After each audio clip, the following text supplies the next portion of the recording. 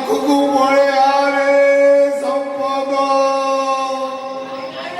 ତା ନହେଲେ ସେମାନେ ତୋତେ ମାରିଦେବେ ସମ୍ପଦରେ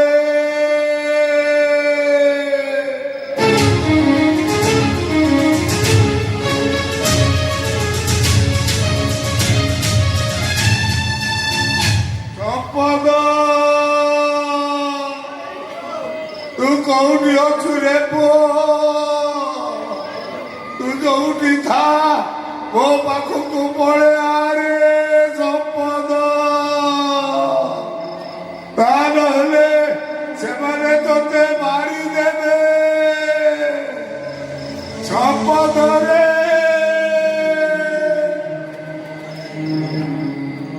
ସମ୍ପଦ ବାବୁ ବାବୁ ତମେ ମୋ ସମ୍ପଦକୁ ଦେଖିଛ କି ବେଶୀ ଡେଙ୍ଗା ନହେଲେ ବି ହିରୋ ବାଗିଆ ଚେହେରା ଆକାଶିଆ ରଙ୍ଗର ସାର୍ଟ ଘଟେ ପିନ୍ଧିଛି ଦେଖିଛ ବାବୁ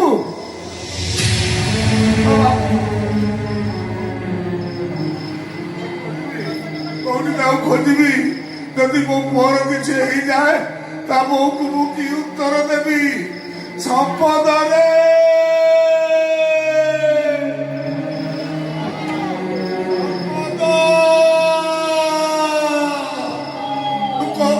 ବାବୁ ବାବୁ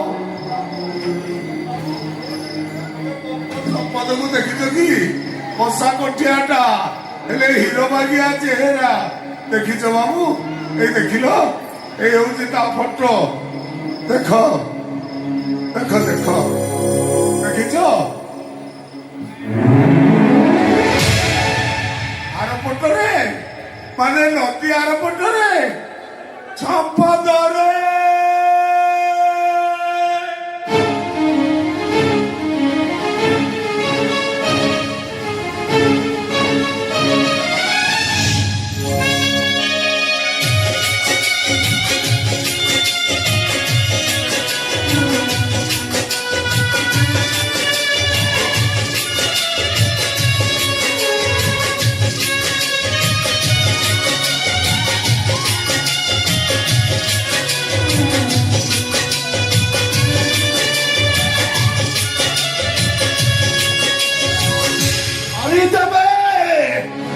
ମାରିଦେବେ ସେ ତେଣୁ ସେମାନେ ମୋ ପ୍ରେମକୁ ମାରିଦେବେ ତେଣୁ ସେମାନେ ମୋ ପ୍ରେମକୁ ମାରିଦେବା ଆଗରୁ ମୋ କଥା ମାନେ ତମେ ତମ ଘରକୁ ଚାଲିଯାଅ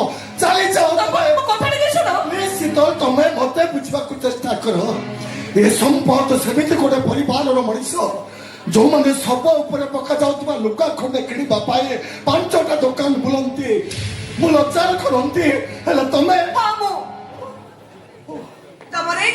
ତମକୁ ଭଲ ପାଉଥିବା ଝିଅଟିଏ ଆମ ସମ୍ପର୍କ ଆଜିର ନୁହଁ ଅନେକ ଦିନର ଆମେ 2 ଜଣ ଗୋଟିଏ ସ୍କୁଲରେ ପଢିଥିଲେ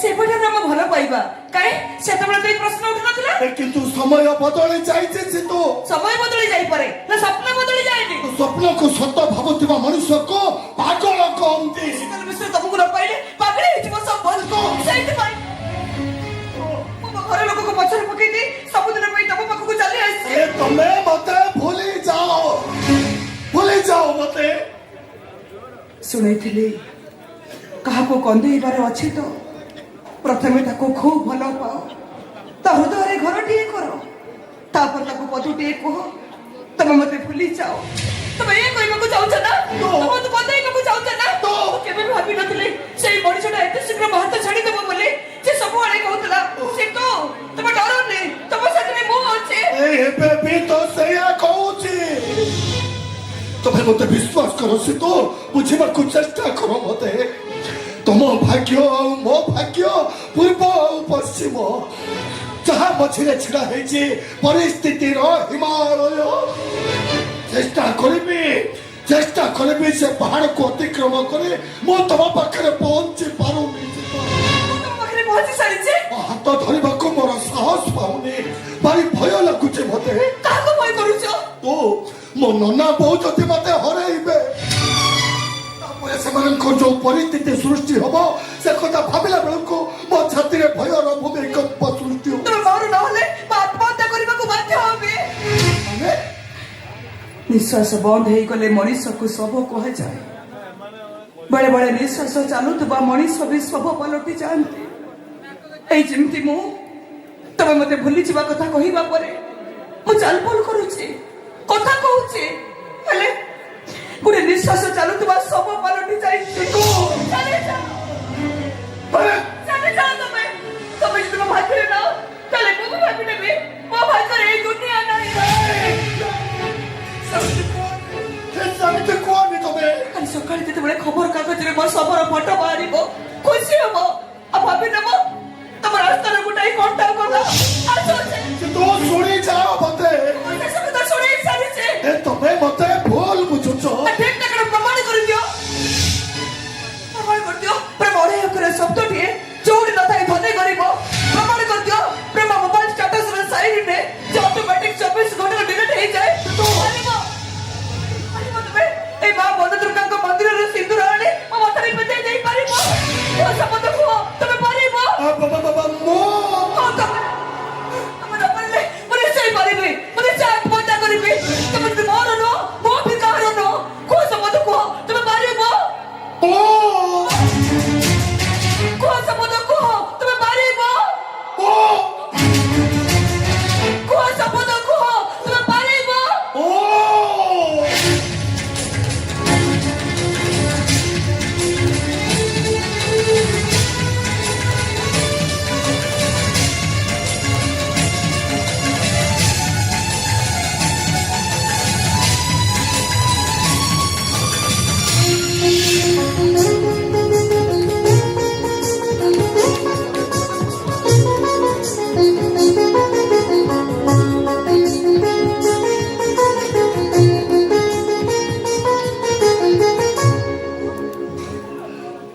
अरे बे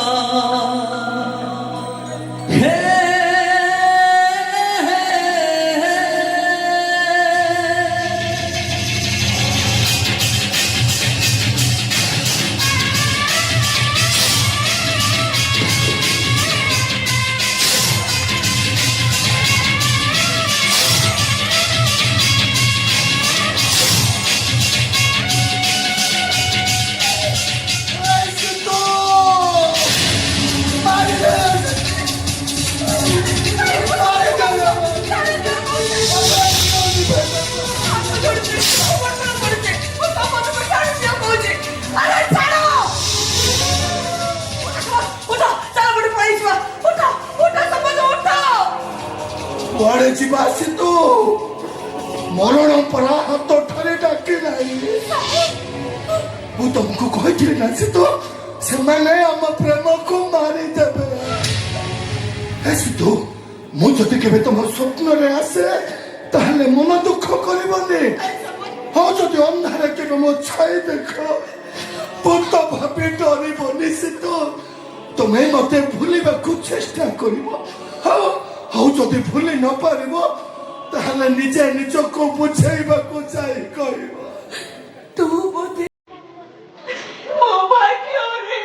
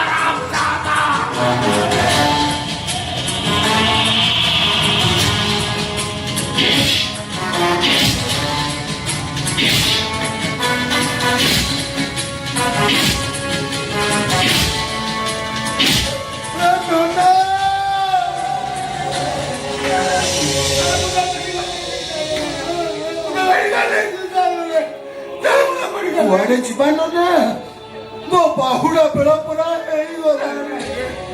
ସେମିତି କରିବେ ମୋ ତମେ ଏ ଦୁନିଆରେ ମୋର ଆଉ କିଏ ଅଛି ରେ ଦାଦା? ଚାଲ ତ ମେଡିକାଲ ନା ମୋ କଥା ମନେ ପକେଇ ତମେ କାନ୍ଦିବନି। ମୋ ବୋଉକୁ ତମେ ବୁଝେଇଦବ, କହିଦବ ତା ପୁଅ ସମ୍ପଦଟା ଜହ୍ନ ରାଇଜକୁ ଯାଇଛି। ସେ କେବେ ପାରିବ? ମୁଁ ତ ମେଡିକାଲ ପାରିବିନି।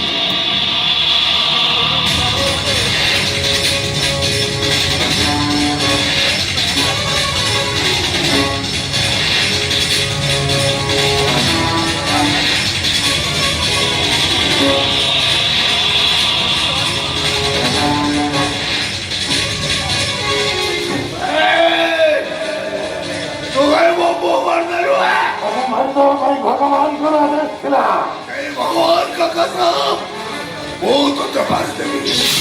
ତୋତେ ମାରିବା ପାଇଁ ଏ ଶିବ ପଣ୍ଡନ ବ୍ରହ୍ମରୁ ଚଣ୍ଡାଳ ହେଇଯିବ।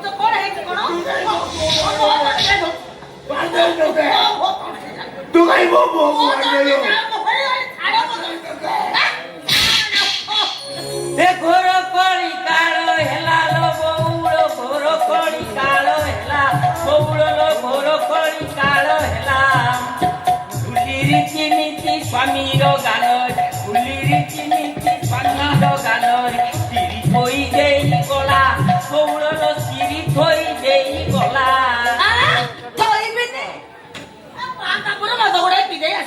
ଆସିଲେ ତ ଆସିଲେ ଶୋଇଛି ନିଶାର ସପନ ଦେଖି ବାଉରି ହଉଛନ୍ତି। ଆଲୋ ମୁଁ ସପନ ଦେଖୁଥିଲି। ନା ସପନ ଦେଖୁଥିଲ ମଣିଷକୁ ମାରି ଯାଇଥାନ୍ତ। କଳିଯୁଗ ଶେଷ। କଣ କଳିଯୁଗ ଶେଷରେ?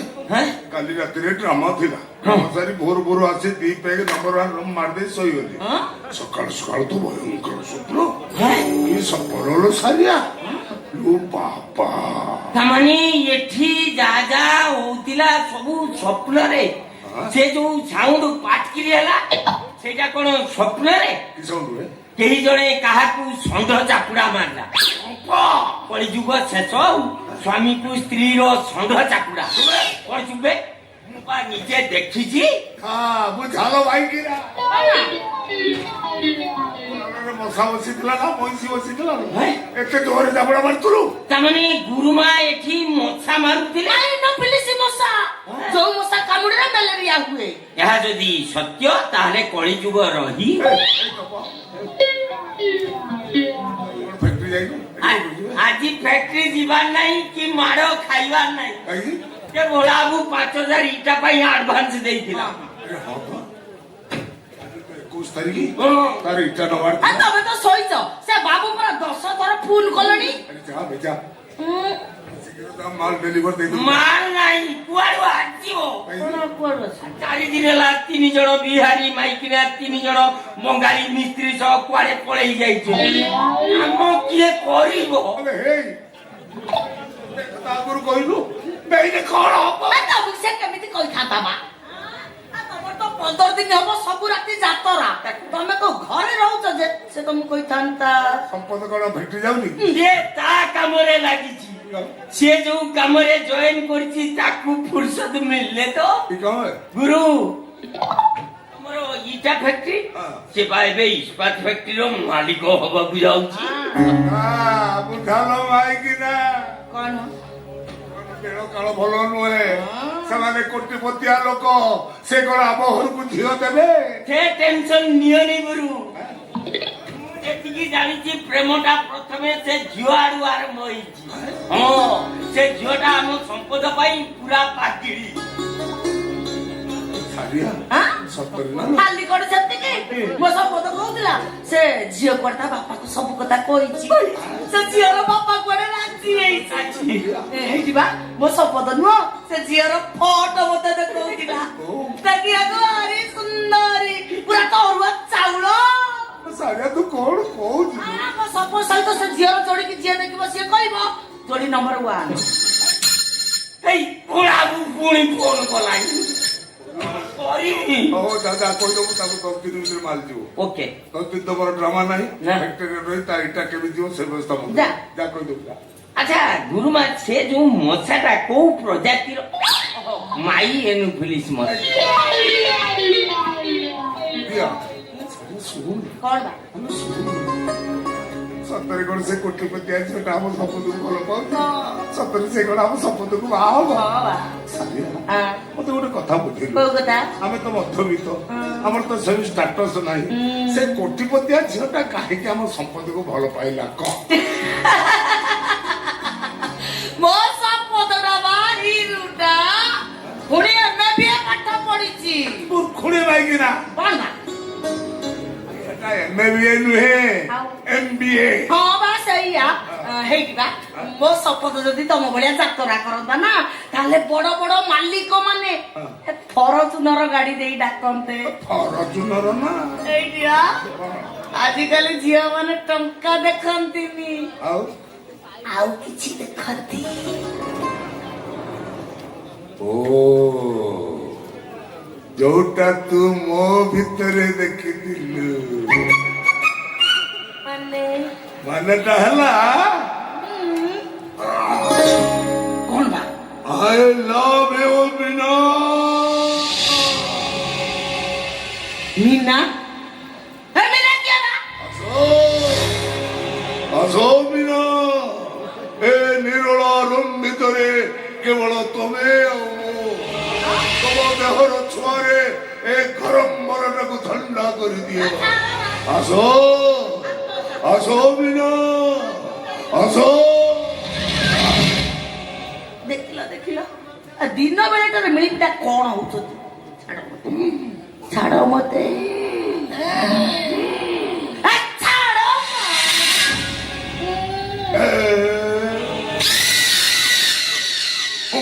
ଦେଲୁ ତୋର ଏ ଖୁମ୍ପଟା ମୋ ଛାତିର ଲେନ୍ସ ଭିତରେ କାଦ ହେଇ ରହିଗଲା। ଏଥର ମୁଁ ତତେ ଘୁମ୍ବି। ମୋ ମୁଣ୍ଡ ଗରମ କରନି କହିବି। ମୁଣ୍ଡ ଯଦି ଗରମ ହେଇଛି ଆସୁନୁ, ମୁଣ୍ଡରେ ଟିକେ ଅମୃତାଞ୍ଜନ ଘଷି ଦେବି।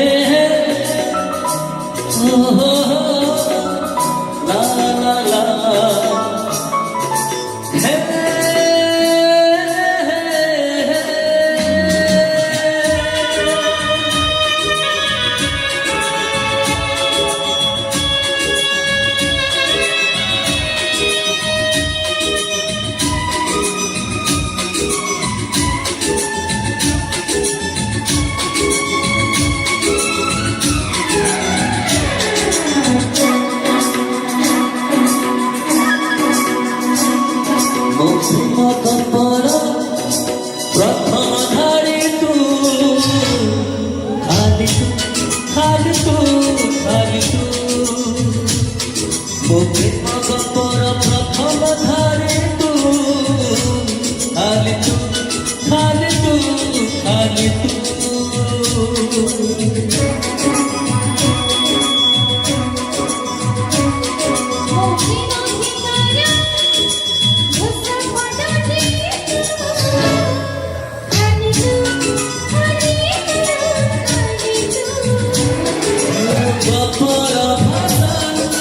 ଯୋଉଠି ସରେ ଗୀତର ଘୋଷା ଯୋଉଠି ସରେ ଗପର ଭାଷା ଯୋଉଠି ସରେ ଗୀତର ଘୋଷା ଯୋଉଠି ସରେ ସେଇ ସବୁ ମୁହୂର୍ତ୍ତରେ ତୁ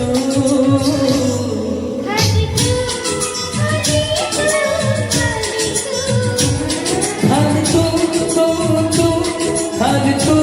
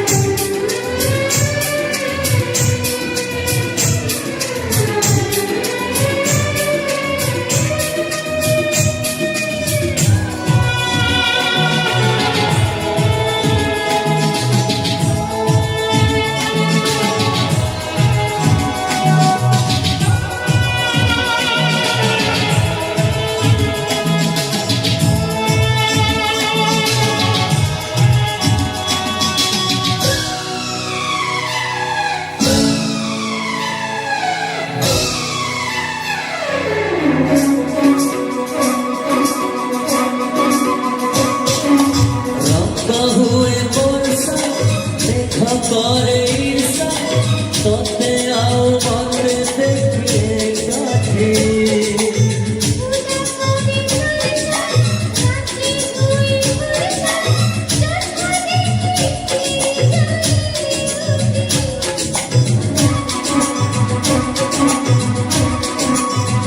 रंग हुए बोलसा देखा करे ईर्षा तोते आओ मत देखिए गाठी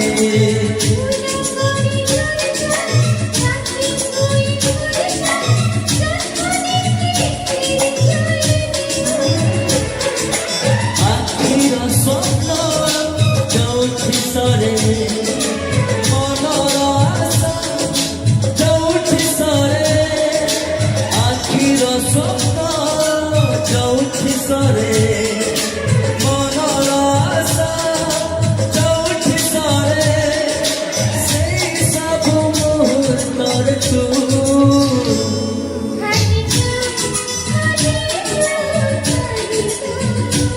ଖାଲି ତୁ ଖାଲି ତୁ ଖାଲି ତୁ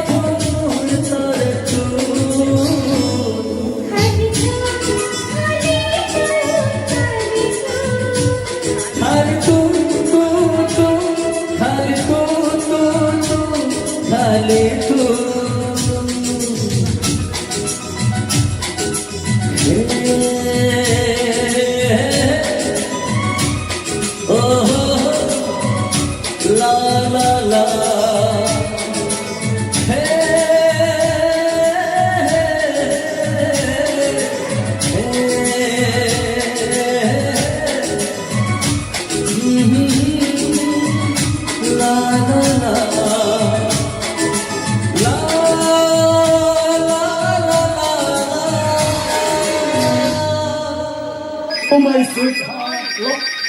Oh, তোমার ফোন আছে। কি খাবো?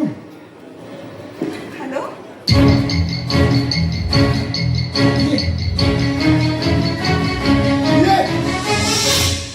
କଣ ହେଲା ଏମିତି ଗୁମସୁମ ହେଇଗଲ କିଏ ଫୋନ କରିଥିଲେ ডার্লিং ফোন করছিলে ଡାର୍ଲିଂ ଆଇ ମିନ୍ ତମ ଡ୍ୟାଡି ଆରେ ବାପରେ ବାପ ଭୟ ସୃଷ୍ଟି ହେଲା ଆଚ୍ଛା କଣ କହୁଥିଲେ ସେ সে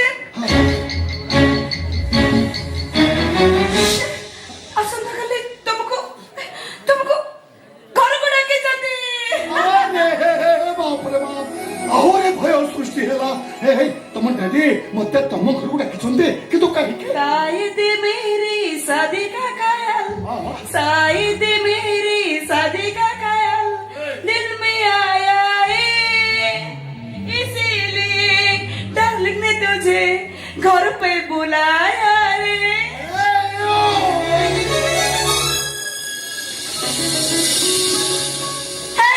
तो मत हैरान करता कहूची तो मुंड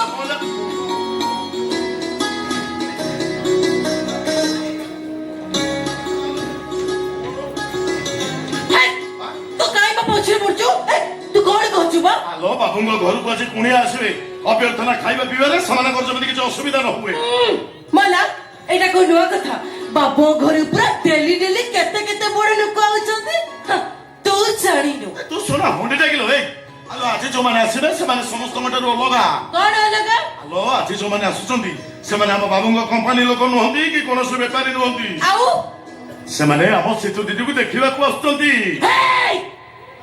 ତତେ ମୁଁ ଭଲରେ କହିଦଉଛି ସିଦ୍ଧାନ୍ତକୁ ଯିଏ ଏମିତି ଟିକେ ଆଖି ଉଠିକି ଚାହିଁବ ତ ଆଖି ଦିଟାକୁ ମୁଁ କଣ ହେଲା ହଠାତ୍ ବ୍ରେକ୍ ମାଇଲୁ ସାଧୁ ଭାଇ ତୁ କଣ କହିଲୁ ସିଦ୍ଧାନ୍ତକୁ ଦେଖିବାକୁ ଆସିବେ ତା ମାନେ ସିଦ୍ଧାନ୍ତର ବାହାଘର ହବ ହବ ନା ଏଇ ମତେ ଗୋଟେ ନୂଆ ଶାଢୀ ମିଳିବ ଦେଖୁନୁ ତୁ ଟିକେ ସେ କଥା ମତେ ଖୋଲି କହିବୁନି ତୁ ଖାଲି ଦେଖିବୁ ସାଧୁ ଭାଇ କଣ ଦେଖେଇଲ ଆଜି ଏମିତି ଆଇଟମ କରିକି ସେମାନଙ୍କୁ ଖାଇବାକୁ ଦେବି ତାଙ୍କ ମନ ପୁରା ବୋଧ ହେଇଯିବ ସେ କଥା କଣ ମୁଁ ଜାଣିନି ତୁ ପରା ଯୋଉ ଜିନିଷରେ ହାତ ମାରିଦେବୁ ସେ ଜିନିଷ ମିଠା ଲାଗିବ ସେଇଥିପାଇଁ ତ ତୋରି ହାତ ଧରି ବୋଲି ପରା ମୁଁ ଦିନ ଗଣୁଛି ଏ ଲୋକଟା ଏତେ ଖରାପ ଲୋକଟା ଭଗବାନ ଯଦି ତ କଥା କି ଶୁଣିଦବ ମୋ ତୋର ଯେମିତି ଇଚ୍ଛା ନଥିବ ମୁଁ ଜାଣିଛି ବା ମୁଁ ତତେ ଯେତିକି ଭଲ ପାଉଛି ତୁ ବି ମତେ ସେତିକି ଭଲ ପାଉଛି ଶୁଣା ଏ ପାଖରୁ ଲାଗିଆ ଡରଉଛୁ କଣ କିଲୋ ମତେ ଲାଜ ଲାଗୁଛି ଶୁଣା ତତେ ମୋର ମତେ କଣ ଲାଜ କରୁଛୁ ଲୋ ନମସ୍କାର ନମସ୍କାର ଆଜ୍ଞା ଆମ ବାବୁ ଘରେ ନାହାନ୍ତି ତମେ ପରେ ଆସିବୁଛ ଆରେ ଇଏ କଣ ଭିତରୁ ବସିଲେଣି କିଏ ବା ସାଧୁ ଭାଇ ଶୁଣ ତୁ ଚୁପ ରହ ଆଜି ଆମ ଦିଦିକୁ ଦେଖିବାକୁ ଆସିବେ ବାବୁ ଯଦି ଏଇମାନଙ୍କୁ ଦେଖା କରିବେ ଏଇମାନଙ୍କ ସହିତ ଏଇନେ ଗପସପ କରିବେ ଘରେ ଏଇନେ ଗହଳି ଜମିବ ତୁ କହିଲୁ ଏମାନଙ୍କୁ ଗେଟ୍ ବାହାରେ ଛାଡିକି ଆସିବୁ ଯା ଯା ଯା ଝିଅ ଏଇଟା ସୂର୍ଯ୍ୟ ବାବୁଙ୍କ ଘର ତ ନା ଏଇଟା ଚନ୍ଦ୍ର ବାବୁଙ୍କ ଘର ଠିଆ ହେଇଛୁ କଣ ମ ତତେ ବା କହିଲି ନେଇଯା ଗେଟ୍ ବାହାରେ ଛାଡିକି ଆସିବୁ ତୁ ଟିକେ ଚୁପ ରହ ଶୁଣା ଏଇ ବାବୁ ଯାଇଥିଲେ ଟି ଏମାନେ ପରା ସେତୁ ଦିଦିକୁ ଦେଖିବାକୁ ଆସିଛନ୍ତି ଏମାନେ କାହିଁକି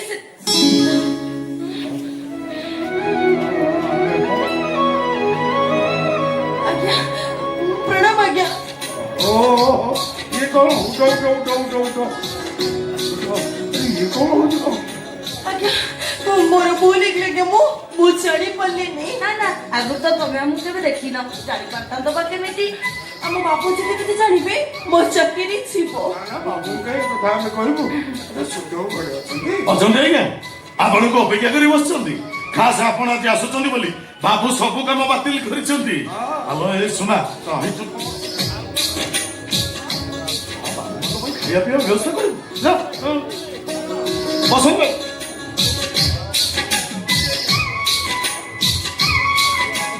ଏଇଠି ବସନ୍ତୁ ମୁଁ ବାବୁଙ୍କୁ ଡାକି ଦଉଛି ଆପଣ ବସନ୍ତୁ ସତରେ କଣ ଆମ ପୁଅ ଏଇ ଘରେ ବାହା ହବ ଘର ତ ନୁହଁ ଯଦି ଇନ୍ଧନ ମହଲ ଚାକର ଘର ଆଗରେ ଥୁଆ ହେଇଛି ଦାମୀ ଦାମୀ କାର ଆକାଶରେ ଉଡ଼ିଲିଣି ମୁଁ ଟିକେ ଆକାଶରେ ଉଡ଼ନ୍ତି ବଡ଼ ଉଡ଼ାଜାହାଜ ପକେଇ ନାହିଁ ଲୋ ବଡ଼ ଲୋକମାନେ ସିନା ଆକାଶରେ ଉଡ଼ିବା ପାଇଁ ଉଡ଼ାଜାହାଜ ଦରକାର ମୋ ଭଳି ଲୋକମାନେ ଆକାଶରେ ଉଡ଼ିବା ପାଇଁ ଏଇଟା ଦରକାର କଣ୍ଟା କରନା ଲୋ ମୁଁ ଖୁସି କବି ବଡ଼େ ବନ୍ଧୁ ଘରେ ଖୁସି ଲୁଚାଇ ଦିଅ କହୁଛି ନାଇଁ ଟୋପେ ଦି ନାଇଁ ନାଇଁ ନାଇଁ ସବୁଠି ଜାଣିପାରିବେ ଟୋପେ ଦି ଲୁଚାଇ ଦିଅ ମଦ ପିଇ ମରିଗଲା ସେଇଟା ମରିଗଲାଣି ଯେ ପୃଥିବୀରୁ ଗୋଟେ ଅଳିଆ ହଟିଗଲା ହଁ ଯୋଉମାନେ ମଦ ପିଅନ୍ତି ସେମାନଙ୍କର ଏମିତି ମରିଯିବା ଉଚିତ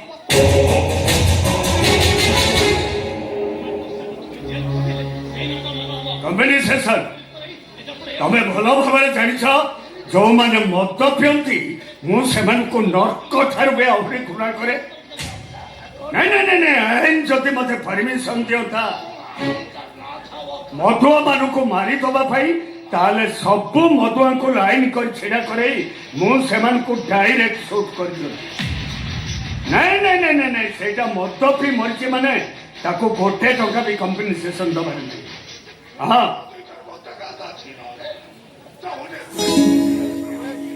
ତମେ ନାଇଁ ଆଜ୍ଞା ମୁଁ ପିଇଲି ଆଜ୍ଞା ମାନେ ଏ ମୋ ସ୍ତ୍ରୀ ସାରିବାକୁ ପଚାରୁନାହାନ୍ତି ଓହୋ ଆଜ୍ଞା ସେ ସତ କହୁଛନ୍ତି ସେ ପିଇ ନାହାନ୍ତି ମୋ ପଚାରୁଛି କିଏ ତମାନେ ମୁଁ ଶିବା ପଣ୍ଡା ଏ ମୋ ସ୍ତ୍ରୀ ସାରିଆ ଆମେ ଦି ଜଣ ସମ୍ପଦର ନନା ବୋଉ ଆଜ୍ଞା ନମସ୍କାର ଘର ମାନେ ସମ୍ପଦର ନବୁ ଆଜ୍ଞା ଆଜ୍ଞା ଆଜ୍ଞା ଆଉ ଛିଡା ହେଇଛନ୍ତି କି ସେଇ ସାଧୁ ସମୁଦ୍ର ଭାଇ ଭଲ ଲୋକ ନା ଜଣା ପଡୁଛି। ଆମ ବନ୍ଧୁ ଆସି ପହଞ୍ଚି ଗଲେଣି ସେମାନଙ୍କ ପାଇଁ କଫି କି କୋଲ୍ଡ ଡ୍ରିଙ୍କସ ନେଇ ଆସ ଆରେ ସଞ୍ଜୁ ଆରେ ସେ ଟିଭି ସାଉଣ୍ଡ ଟା ଟିକେ କମ କର ଏ ବଦମାସ ତାକୁ ଆଉ ପାରି ସାରା ବିହାର କି ନାଲି ଆଖି ଦେଖାଉଛି ଏ ବାବୁ ତ ଭାଇକି ରାଜି ଅଛି ତୁ ଖ୍ୟାଚ করতে সারা তো কাজ নাই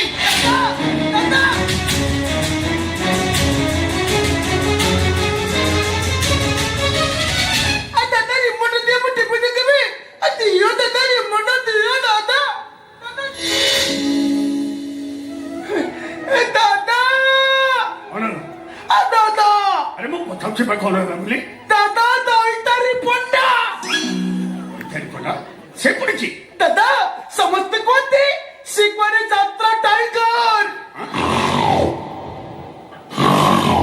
ଯାତ୍ରା ଟାଇଗର ସଚୁ ତୁ କଣ କହୁଛୁ ମୁଁ ତୋ କଥା କିଛି ବୁଝି দাদা দাদা ইনা এবে টিভিরে ডায়লগ কହୁଥିଲେ ଆପଣ ବା କହୁଥିଲେ ଆପଣ ଶିବା ପଣ୍ଡା ବୋଲି ଆଜ୍ଞା ହେଲେ ମୋ ପୁତ୍ର ଏମିତି କଣ କହୁଛି ଆପଣ ବର୍ତ୍ତମାନ ଟିଭିରେ ଡାଇଲଗ କହୁଥିଲେ ଆପଣଙ୍କ ପୁତ୍ର ଭୁଲ କହୁନାହାନ୍ତି ଆଜ୍ଞା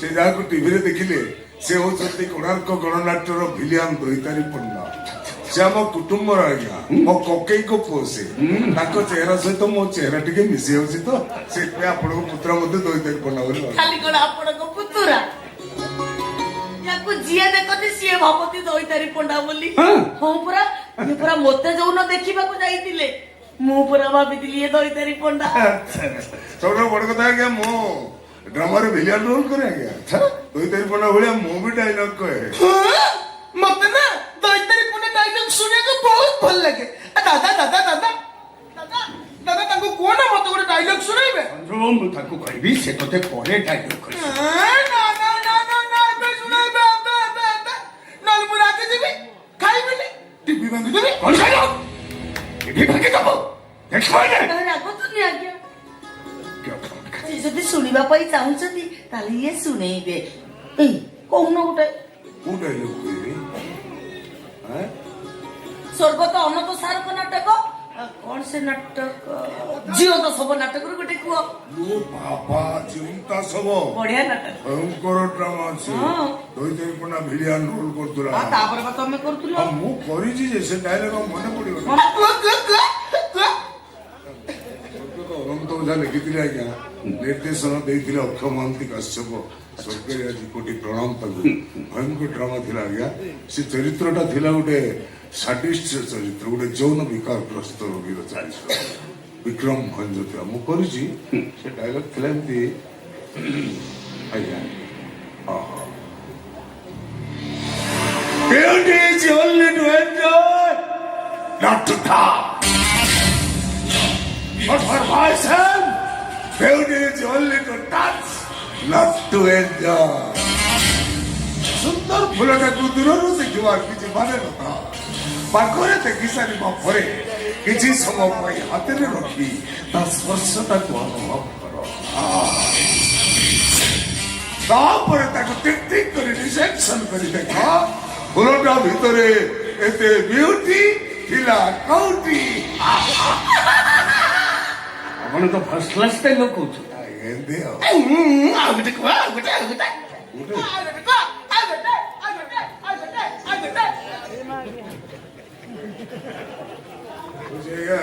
ଏଇଟା ଗୋଟେ ଏଜୁଗର କଂସ ଲିଟିଲ ମାଷ୍ଟର ବିନୋଦ ରାଉତ ନିର୍ଦ୍ଦେଶନା ଦେଇଥିଲେ ଲେଖିଥିଲେ କୃଷ୍ଣମୋହନ ମହାନ୍ତି ସେ ସଂଳାପ ଏମିତି ଥିଲା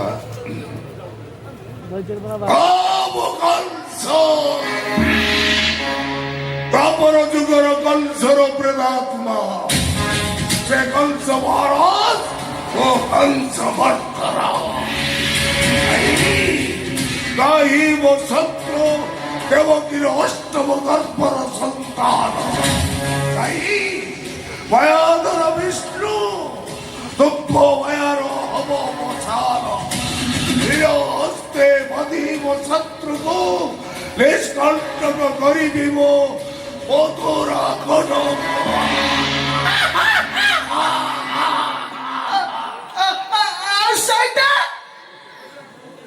କୋଉଟା ଖରା ହଉଛି ବର୍ଷା ହଉଛି ওই তারি বন্যা মহা হଉଛି ଖରା ହଉଛି ବର୍ଷା ହଉଛି ଖରା ହଉଛି ବର୍ଷା ହଉଛି ଦଇତାଳି ପଣ୍ଡା ବାହା ହଉଛି ଦଇତାଳି ପଣ୍ଡା ବାହା ହଉଛି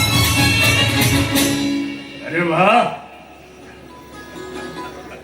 ଆପଣ ତ ଭଲ ନାଚୁଛନ୍ତି ସାରିଆ ଭଲ ନାଚେ ଆଜ୍ଞା ଆଜିକି 35 ବର୍ଷ ତଳେ ତାଙ୍କ ଗାଁକୁ ମୁଁ ଡ୍ରାମା କରିବାକୁ ଯାଇଥିଲି ଡ୍ରାମା ପିଲାଙ୍କ ପାଖରେ ତ ସେମିତି ପଇସା ପତ୍ର ନଥାଏ ସେମାନେ ଡ୍ୟାନ୍ସ ଗ୍ରୁପ ବଦଳରେ ତାଙ୍କ ଗାଁ ପିଲାମାନଙ୍କୁ ନେଇ ନାଚୁଥିଲେ ତା ଭିତରେ ସାରିଆ ବି ନାଚୁଥିଲା ସାରିଆ କଣ ସେ ଗୀତଟା ଯୋଉ ନାଚୁଥିଲୁ ମୁଁ ଜାଣିନି ଅତି ଗୋଟେ ଫୁଲ ହଉଛି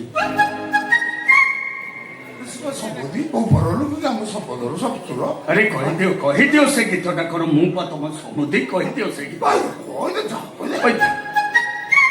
କହିବି ହଁ ସେଦିନ ଚାନ୍ଦିନୀ ରାତିରେ ସେ ନ ପୁନେଇ ଦିଦିରେ କଣ କହିବି ତତେ ତ ମନ ମାରିଲା ନା ଯୋଉ କହିଲୁ ହାତେ ନମ୍ବର ଓଢଣା କାଢୁଛୁ ସମୁଦି କି ପିଲା ତୁମେ ପିଲା ନାଚିକି ଗାଇକି ଦେଖେଇ ଦଉନୁ ସବୁ ଦେଖନ୍ତୁ କେମିତି କେମିତି ପିଟା ତମ ଲାଜ ମହତ କିଛି ଅଛି ଏଥିରେ ଲାଜ କରିବାରେ କଣ ଅଛି ସମୁଦୁରୀ ମୁଁ ପା ତ ସମୁଦି ତମକୁ ମୋ ରାଣ ଏଇ ଲୋ ସମୁଦି ରାଣ ପକେଇଦେଲୁଣି ଯାଉରେ ନାଚିକି ଗାଇଲେ ଗାଇଲେ ଅଛି ହଁ ହଉ ହେଲା ସେଦିନ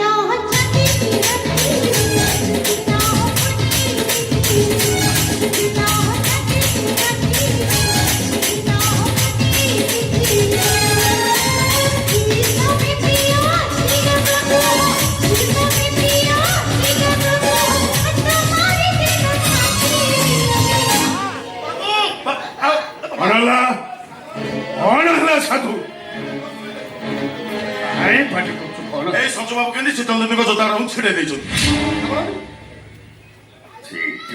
ପୋଟେଡ ଜୋତାଟାକୁ ଛିଣ୍ଡେଇଥିଲା ପରେ କଲା ସେଇଟା ତାକୁ ଆଜି ତାକୁ ମାରି ମାରି ଜୀବନ ମାରିଦେଲେ ଆଜ୍ଞା ସାମାନ୍ୟ ଜୋତାଟା ପାଇଁ ଆପଣଙ୍କ ପୁତ୍ରକୁ ମାରିବାରୁ ଜୀବନରୁ ମାରିଦେବେ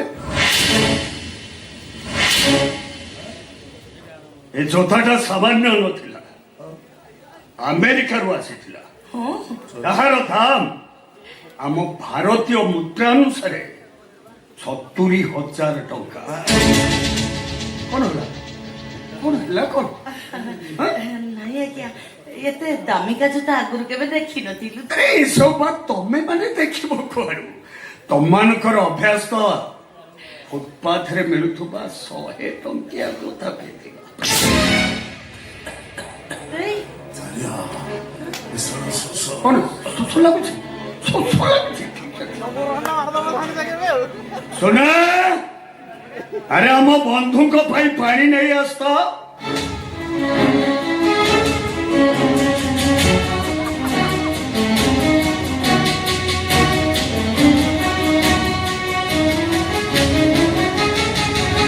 ପାଣି ନିଅନ୍ତୁ ଆଜ୍ଞା।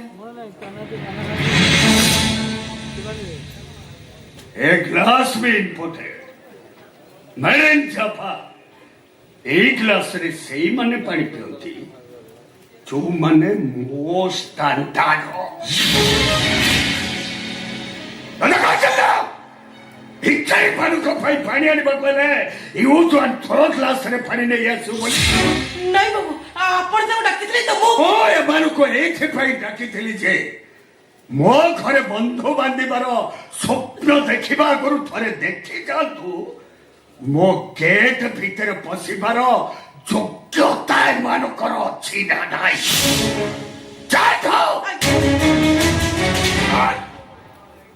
ଏମାନଙ୍କ ପାଇଁ ୟୁଜ୍ ଆଣ୍ଡ ଥ୍ରୋ ଗ୍ଲାସରେ ପାଣି ନେଇ ଆସ।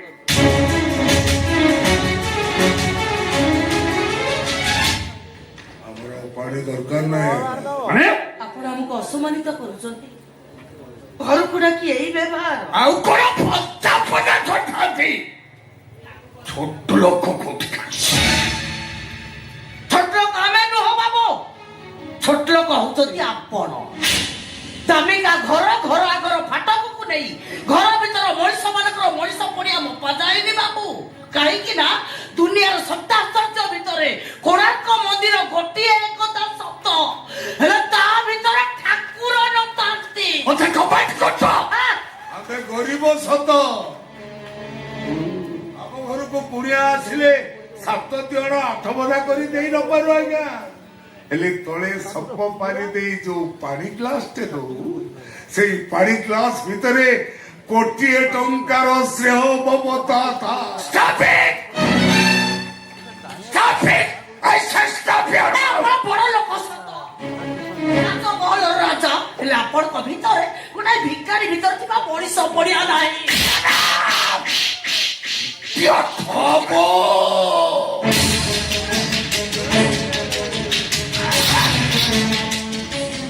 ଛୋଟ ଲୋକ କହିଲ ଶୁଣିଲି, ଭିକାରୀ କହିଲ ସଇଲି, ହେଲେ ମୋ ସ୍ତ୍ରୀ ଉପରକୁ ହାତ ଉଠେଇ ଦେଲନି ଯେ ଏ ଶିବ ପଣ୍ଡାଟାକୁ ବ୍ରାହ୍ମଣରୁ ଚଣ୍ଡାଳ କରିଦେବ।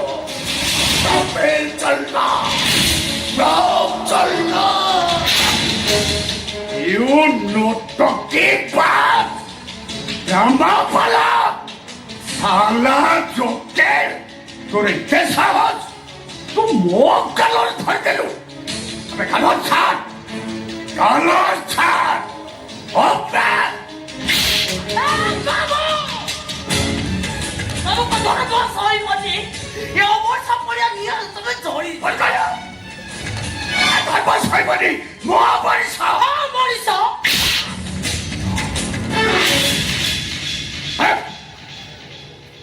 अल्लाह कहिला भला,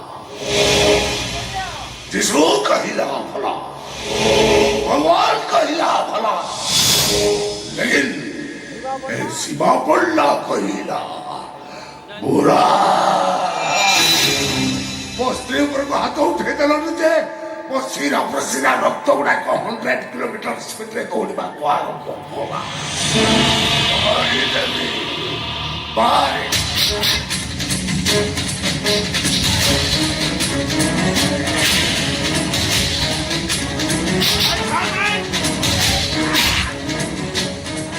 ବାହାରେ ତୋରେ ଦେଶାସ ମୋ ବାବୁଙ୍କ ଉପରୁ ତୁ ହାତ ଉଠଉ।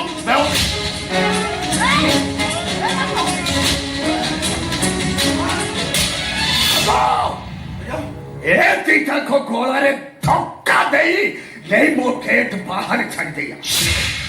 ଭାଇ ଭାଇ ଜାଣିଛୁ କଣ ବାହାରେ ତୁ ବାହାରେ ଆମକୁ ଆଉ ବାହାର କରିବା ଦରକାର ନାହିଁ। ଆମେ ଆଉ ଏଠିକି କେବେ ଆସିବୁନି ବାବୁ। ଆମେ ମାନୁଛୁ ଆମେ ଗରିବ, ଅଧା ପାଠୁଆ, ମୋ ସ୍ୱାମୀ ନାଟୁଆ, ଆମର ବଡ କମ୍ପାନୀ ନାହିଁ, ଆମେ ଆପଣଙ୍କ ସମସ୍କନ୍ଦ ନୁହଁ, ହେଲେ ମୋ ଶପଥଟା ବହୁତ ପାଠ ପଢିଛି, MA BA କରିଛି। ହଁ ବା ସେଇଆ। ପିଲା ଦିଟା ପରସ୍ପରକୁ ଢେର ଦିନ ହବ ଭଲ ପାଉଛନ୍ତି ବାବୁ। ଛୁଆ ଦିଟାକ ମନ ଭାଙ୍ଗନ୍ତୁନି। ଏଇ ଅନେଇଛ କଣ? ବାବୁକୁ ଭୁଲ ମାଗ, ମାଗ କହୁଛି। ବାବୁ ରାଗରେ ମୁଁ ଆପଣ କଲର ଛୁରୀ ପକେଇଛି, ମୋର ଭୁଲ ହେଇଛୁ। ପିଠନ୍ତୁ ବାବୁ, ପିଠନ୍ତୁ। ଏଇ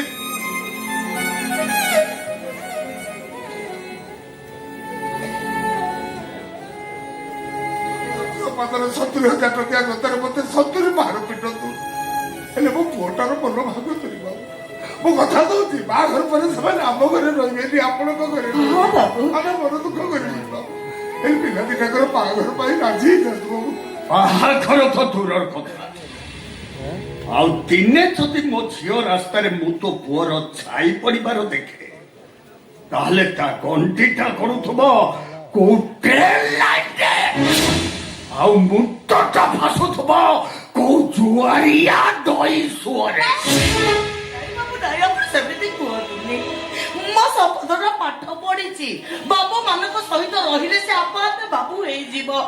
ଜାପାନୀ ଗିଲାସରେ ପାଣି ପିଇଲେ ଆମ ଘର ଷ୍ଟିଲ ଗିଲାସକୁ ସେ ଭୁଲିଯିବ। এই গরিব কলাকারটার দুঃখ বুঝন্তু বাবু। তাଙ୍କର ମନ ସୁଧା କରନ୍ତୁନି, ତାଙ୍କ ବାହାଘର ପାଇଁ ରାଜି ହେଇଯାନ୍ତୁ ବାବୁ। ଆମେ ଆପଣଙ୍କ ଗୋଡ ତଳେ ପଡୁଛୁ ବାବୁ।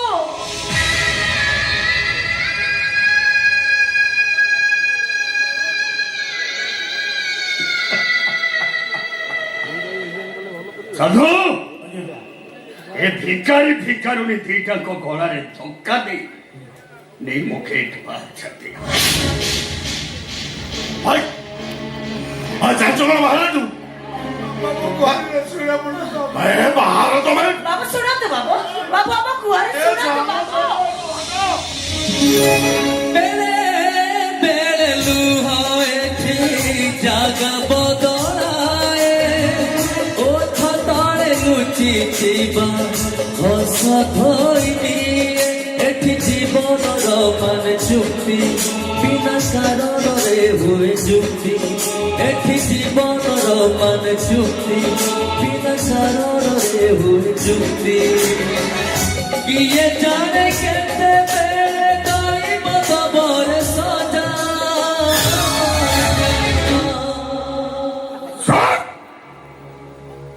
ତୁ ଭଲ ଡାଇଲଗ କହି,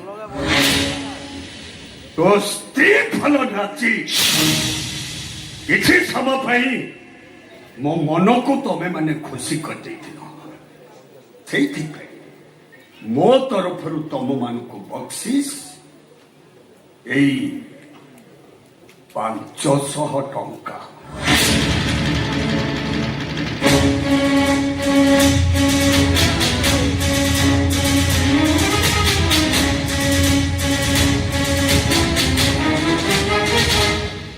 କାହିଁ ଦେଖି ରଖିଥିବୁ, କାହିଁକି ନା ତୋ ଭଳି ଡ୍ରାମା ବାଲାକୁ ଏମିତି ପୁରସ୍କାର ହୁଏତ କୋଉ ମଞ୍ଚରେ ମିଳିନଥିବ।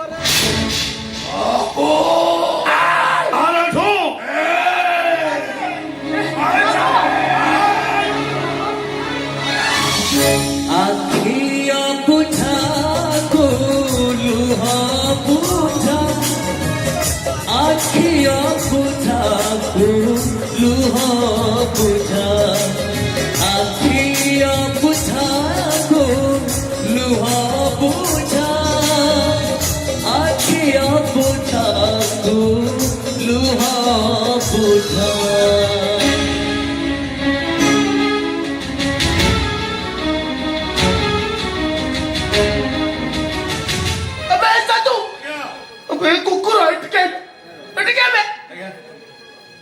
ତୁ ସେମାନଙ୍କୁ ମାରିଲୁ କାହିଁକି ବେ? କାହିଁକି ମାରିଲୁ? ମୁଁ କଣ କରିବି ସେଟା? ମୁଁ ଚାକର ବାକର ଲୋକ, ମୁଁ ବାବୁଙ୍କ କଥା ମାନିବା ମୋର ହଉଛି ଧର୍ମ। ମୁଁ କଣ କରିପାରିବି କହିଲେ? ହେ ଭଗବାନ କ୍ଷମା କରିଦିଅ, ନିରୀହ ଲୋକ ଗୁଡାକୁ କାହିଁ ମାରିଲି ମୁଁ? ଆସ। ମୁଁ ଦାଦାଟା ନା ଜମା ଭଲ ଲୋକ ନୁହଁ। ଦିଟା ନିରୀହ ଲୋକଙ୍କୁ ବାଟେଇ ବାଟେଇ ଘରୁ ବାହାର କରିଦେଲେ। ଏକଥା ଯଦି ଆମ ସିତୁ ଜାଣିବ। ଡାର୍ଲିଂ, ଡାର୍ଲିଂ ଆସ। ତମେ ଯାଅ, ମୁଁ ଏଇଠି ଅଛି। କାହିଁକି ଆସିବ ହଁ, please. ତମେ ଯାଅ ଆସ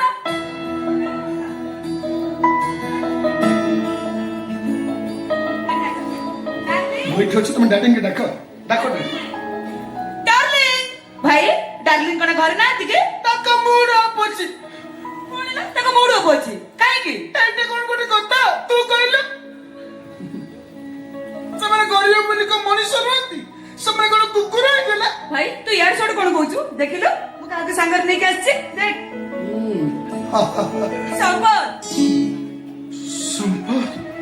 ସମ୍ପଦ ସମ୍ପଦ ପଳା ତମେ ଏଠୁ, ଜଲ୍ଦି ପଳା ପଳା ପଳା। ସିତୁ, ଆରେ ତମ ଭାଇ ଏମିତି କଣ କହୁଛନ୍ତି? ଭାଇ ତୁ ଏମିତି କଣ କହୁଛୁ ବୁଝିଲୁ ଭାଇ ଡାର୍ଲିଂ ପରେ ମତେ କହିଥିଲେ ଆଜି ସମ୍ପଦକୁ ନେଇ ଘରକୁ ଆସିବାକୁ ତାଙ୍କ ବାପା ଶିବ ପଣ୍ଡା ଆଉ ତାଙ୍କ ବୋଉ ସାରିଆ ପଣ୍ଡା ବି ଆଜି ଏଠିକି ଆସିଥିଲେ।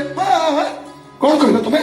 ନନା ବୋଉ ଏଠିକି ଆସିଥିଲେ? ତମ ବାପା ନା ହଁ। ବଢିଆ ବଢିଆ ଦୈତାରୀ ପଣ୍ଡା ଡାଇଲଗ କହିଲେ। ଏ ଭଗବାନ, ନନା ଏଠି ବି ଆଜି ଚାଲନ୍ତୁ ଘରକୁ, ତାଙ୍କ ସହ ମୋର କଥା ହୁଏ। ଆଉ ତାଙ୍କ ଡାଇଲଗ ଶୋଇ ସାରିଲା ପରେ ହଁ। ମୋ ଦାଦା ଆଉ ମୁଁ ଖୁସିରେ ତାଳି ବି ମାଇଲୁ।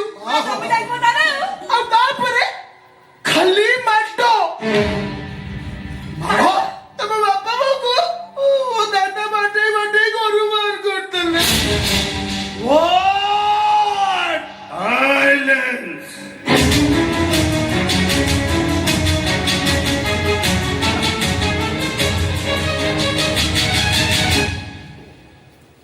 ମୋ ଘରେ ଛିଡ଼ା ଏତେ ଜୋରରେ ପାଟି କରିବାକୁ ତୁ ସାହସ କଣ କେମିତି?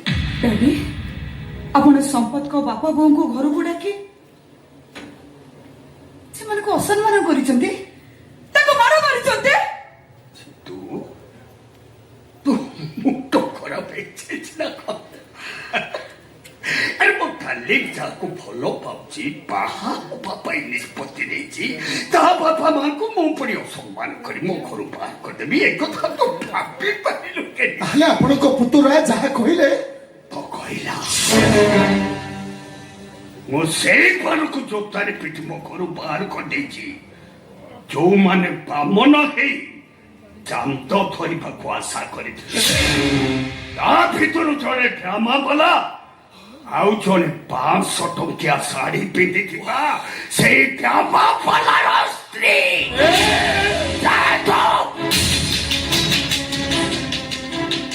ଆରେ ସେମାନେ ମୋ ନନା ବୋଉ। ଏବେ ସେ ଡଣ୍ଡା ଭର ଭୟ ମୋ ଘରର ଜୟୀ ହବା ପାଇଁ ତୁ ସ୍ୱପ୍ନ ଦେଖିଲୁ?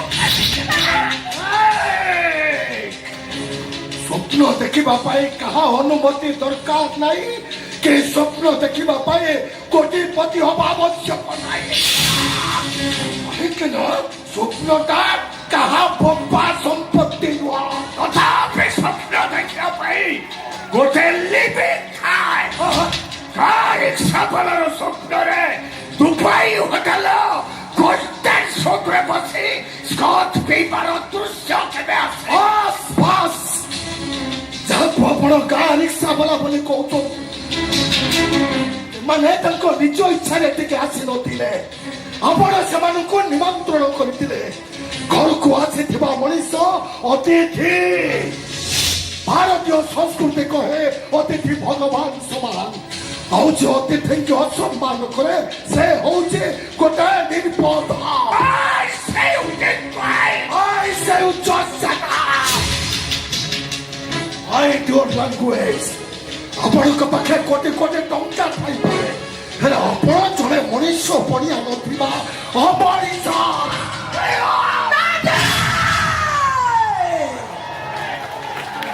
ଆପଣ ସମ୍ପଦଙ୍କ ବାପାକୁ ମାରିଲେ, ତାଙ୍କ ବୋଉକୁ ମାରିଲେ, ମୋ ସାମ୍ନାରେ ସମ୍ପଦ ଉପରକୁ ହାତ ଉଠେଇବେ, ଏଇଟା ବାଦ ସହିପାରିବେନି ମିଷ୍ଟର ସୋନିଆ ଦେବ ମିଶ୍ର।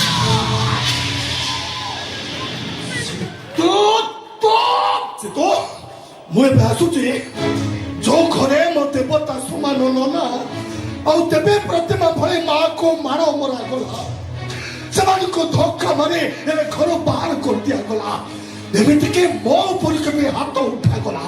ସେ ଘରେ ମୁଁ ଆଉ ଗୋଟିଏ ମୁହୂର୍ତ୍ତ ବି ରହିବାକୁ ଚାହୁଁନି। ଯଦି ପାରିବ ତମେ ମତେ ଭୁଲିଯିବ। ଆଜି ଯଦି ତମେ ଏଠି ଏକା ଚାଲିଛ ତାହେଲେ ମୁଁ ବୁଝିବି ତମ ଭଲ ପାଇବା ଥିଲା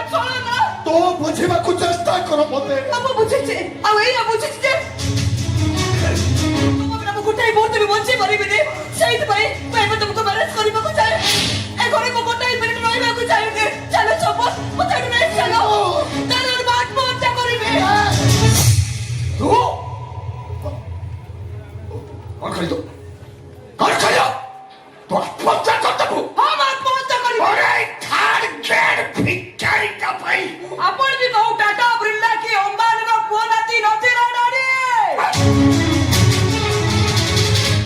ଆପଣଙ୍କ ଇତିହାସ ବି ସେଇଆ କହେ ଯାହା ଯେ ଆପଣ ଶପଥକୁ କହୁଛନ୍ତି তো তো কথা কইবার সীমা টপি যাও ଆପଣ ଅନେକ ଥର କହିଛନ୍ତି ଆପଣଙ୍କ ବାପା ଯାଜପୁର କୁସୁମ ଗାଡିଆ ପାଖରେ ସାଇକେଲ ଧରି 12 ମଜା ବିକୁଥିଲେ 12 ମଜା ଆପଣ ପଟୁ ଚିତ୍କାର କରି କହୁଥିଲେ 12 ମଜା ଖାଅ 12 ମଜା 12 ମଜା ଖାଅ 12 ମଜା 12 ମଜା ଖାଅ 12 ମଜା 12 ମଜା ଖାଅ 12 ମଜା ଯିଏ ଖାଇବ 12 ମଜା ତାକୁ ଲାଗିବ ଭାରି ମଜା ଆସିବ ରଜା ହୋଇବ ମଜା ମନେ ପଡିଯିବ ଆଇଅ ଅଜା 12 ମଜା ଖାଅ 12 ମଜା 12 ମଜା ଖାଅ 12 ମଜା 12 ମଜା ବିକ୍ରି କରୁଥିବା ମଣିଷ ହଠାତ୍ ଦିନ ପଳାଇ ଗୁପ୍ତଧନ ପାଇଲେ ଆଉ ସେଇ ଗୁପ୍ତଧନକୁ ପାଇଲା ପରେ ଆପଣ ଆପଣଙ୍କ ବାପା ବିଜନେସରେ ଲଗେଇ କୋଟିପତି ହେଲେ ତାହା ହିଁ ନଥିଲେ ଆଜି ବି ଆପଣ ଆପଣଙ୍କ ବାପାଙ୍କ ପରେ ସେଇ ଜାଗାରେ 12 ମଜା ବିକ୍ରି କରିଥାନ୍ତେ 12 ମଜା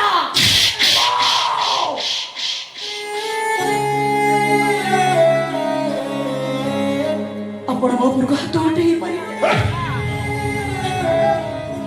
ଠିକ ଅଛି ତାହେଲେ ଶୁଣି ରଖନ୍ତୁ ଆପଣ ସମସ୍ତଙ୍କ ବାପା ବୋଉ ଏଇ ଘରେ ବନ୍ଧୁ ବାନ୍ଧିବାର ସ୍ୱପ୍ନ ଦେଖିନଥିଲେ ସମସ୍ତେ ମତେ ନେଇ ସ୍ୱପ୍ନ ଦେଖିନଥିଲେ ତାଙ୍କୁ ସ୍ୱପ୍ନ ଦେଖେଇଥିଲେ ମୁଁ ସମସ୍ତେ ମତେ ଭଲ ପାଉନଥିଲେ ତାଙ୍କୁ ଭଲ ପାଉଥିଲେ ମୁଁ ଆଉ ଆଉ ତାଙ୍କୁ ମ୍ୟାରେଜ କରିବି ମୁଁ ତାର ସ୍ୱପ୍ନ ତୁ ଏ ଘରକୁ ଗୋଟାଏ ମିନିଟ୍ ରହିବାକୁ ଚାହେଁନି ଆସ କହୁଛେ ଆରେ ଆସ ଆସ କହୁଛେ Alright, I will show to you. ଠିକ ଅଛି ରାତୁ ଗୁଳି ଜୀବନ୍ତୁ ଟିଗସ ଆପଣଙ୍କ ବନ୍ଧୁକର 6ଟା ଯାକ ଗୁଳି ତାଏ ତାଏ କରି ନାଟି ଦିଅନ୍ତୁ ମୋ ଛାତି ଉପରେ ହେଲେ ଗୋଟାଏ କଥା ମନେ ରଖନ୍ତୁ ଅହଙ୍କାରୀ ସୂର୍ଯ୍ୟଦେବ ମିଶ୍ର ଶୀତଳ ମୋ ଖାଲି ଏ ଜନ୍ମ ପାଇଁ ନୁହଁ ଜନ୍ମ ଜନ୍ମାନ୍ତର ପାଇଁ ସେ ମୋର ଆପଣଙ୍କ ବନ୍ଧୁକର ଗୁଳି ବାଜେ ମୋ ଛାତିରୁ ଯେତିକି ବୁନ୍ଦା ରକ୍ତ ବାହାରିବ ସେଇ ରକ୍ତରୁ ଜନ୍ମ ନେବେ ଅନେକ ସମ୍ପଦ ଆଉ ଯୋଉମାନେ ଏ ବିରାଟ ମନ୍ଦିର ଭିତରେ ଚିତ୍କାର କରି କହିବେ I love you Siddhu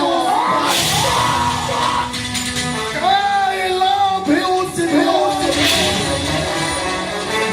I love you Siddhu I love you I love you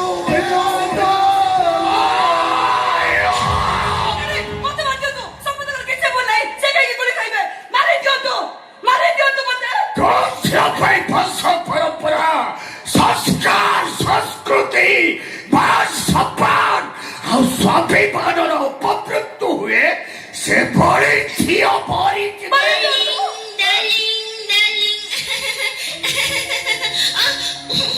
Sidhu କଣ ହେଲେ ରେ ମା ତୋର କିଛି ହେଇନି ତ ମୋରି କଣ ହବ ତମେ ପରା ମତେ ପଢିବା ଆଗରୁ ଧରି ନେଲ ଡାର୍ଲିଂ ତମେ ପରା କୁହ ମୋ ଦେହରେ ତମେ ଧୂଳି ଲାଗିବାକୁ ଦବନି ଯିବା ଯାଏ ତୋର କିଛି ହବନି ରେ ମା କଣ କହିଲ ମା ମୁଁ ଯଦି ତମ ମା ତାହେଲେ ତମେ ମୋ ପୁଅ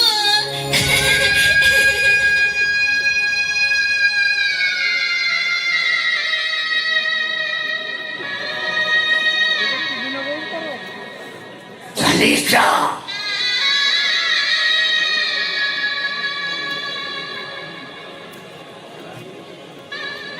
ଚାଲିଯାଠୁ ହେଲେ ମନେ ରଖ ଆଉ କେବେ ବି ଏ ଘରକୁ ଫେରିବା ପାଇଁ ଚେଷ୍ଟା କରିବୁନି ଏମିତିକି ତୋ ଡାର୍ଲିଂଟା ମରିଗଲେ ମଧ୍ୟ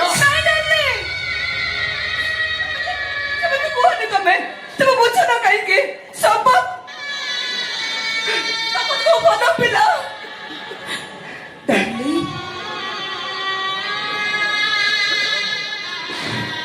ମତେ ଥରେ କହିଥିଲ ନା ସିତୁ ତୁ ଯଦି କେବେ ଆକାଶର ଜନ୍ମ ମାଗିବୁ ମୁଁ ନିଶ୍ଚୟ ଆଣିଦେବେ।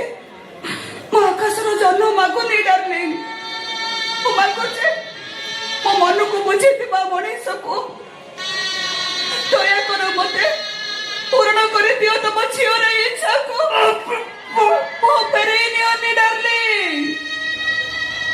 ଓ ତମର ସେଇ ଗେଲି ଝିଅ ସିତୁ, ଯିଏ ହସିଲେ ତମେ ହସୁଥିଲ, ଯାହା ଆଖିର ଲୁହ ଦେଖିଲେ ତମ ଆଖି ଲୁହରେ ତକିଆ ଉଦା କରି ଦଉଥିଲ।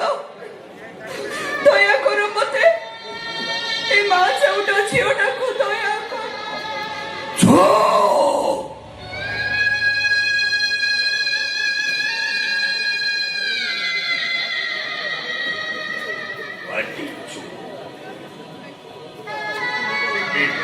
ଶବ୍ଦଟାକୁ ତୁ ପାଟିରେ ତୁ ଉଚ୍ଚାରଣ କର।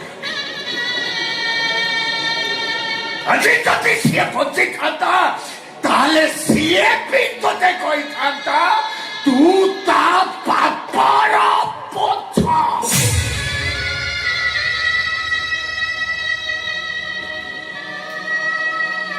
ମନେ ରଖ,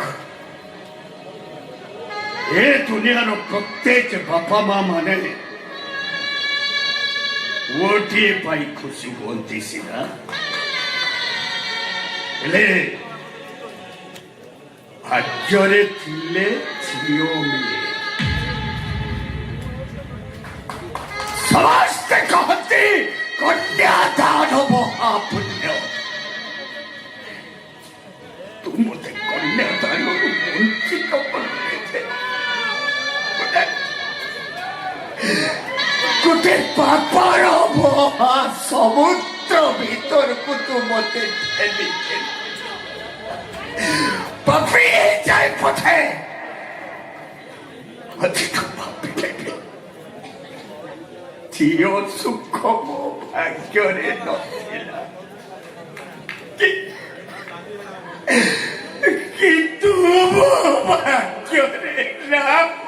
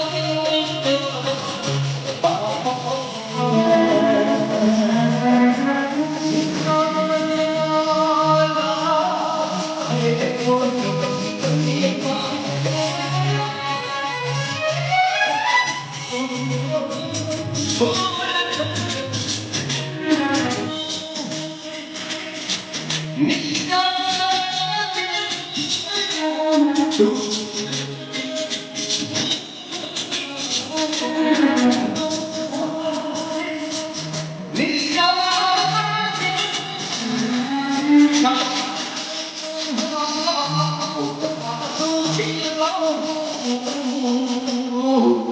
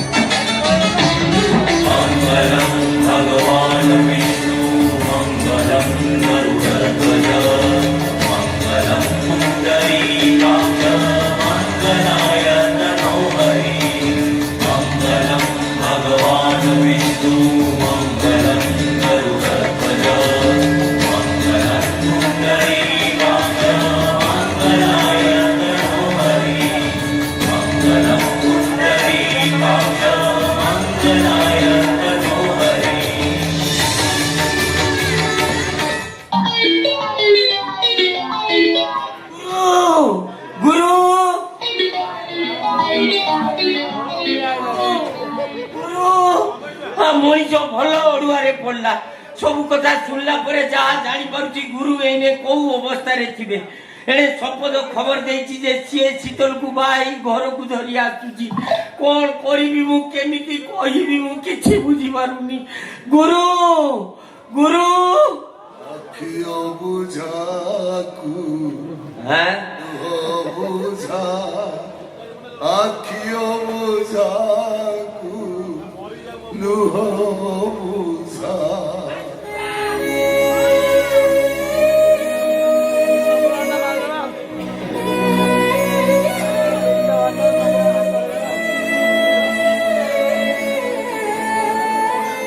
গুরু আজি কোন ভারি প্রেম রে কথা কোন এ তপ গুরু তু হ্যাঁ এ তপ গুরু ମୋର ଗୋଟେ ପ୍ରଶ୍ନର ଉତ୍ତର ଦେଲୁ।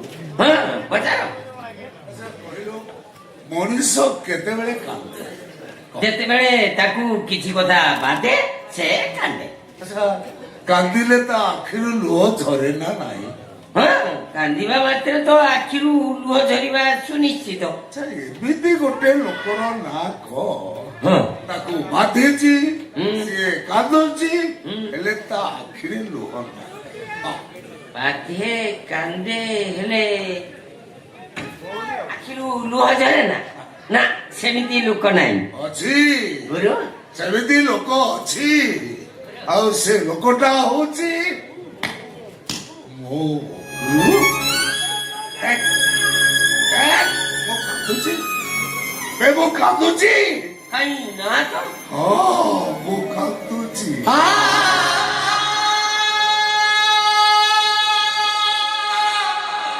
ଖୁବ୍ ଜୋରରେ କାନ୍ଦୁଛି, ହେଲେ ମୋ ଆଖିରେ ଲୁହ ନାହିଁ। ସେ ଝିଅର ବାବୁଟା ହଁ ଗୋଟେ ଡାଇଲଗ କହିଲା, ମୁଁ କହିଲି ହଁ ମୋ ସ୍ତ୍ରୀ ସାରିଆ ସେଦିନ ଚାନ୍ଦିନୀ ରାତି ଗୀତରେ ନାଚିଲା, ସେ ତାଳି ମାଇଲା। ତାପରେ ମୋ ବୋହକୁ 500 ଟଙ୍କା ଫୋପାଡ଼ି ମତେ ଉପହାସ କଲା।